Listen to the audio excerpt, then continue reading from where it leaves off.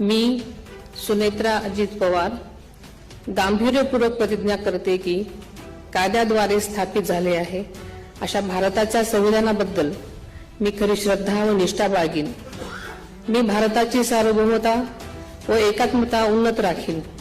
मी महाराष्ट्र राज्याची उपमुख्यमंत्री म्हणून माझी कामे निष्ठापूर्वक व ससद्विवेक बुद्धीने पार पाडेन आणि संविधान व कायदा यानुसार सर्व तऱ्हेच्या लोकांना मी गांभीर्यपणे व निपक्षपातीपणे तसेच कोणाच्याही विषयी ममत्वभाव किंवा आकस न बाळगता न्याय वागणूक देईन.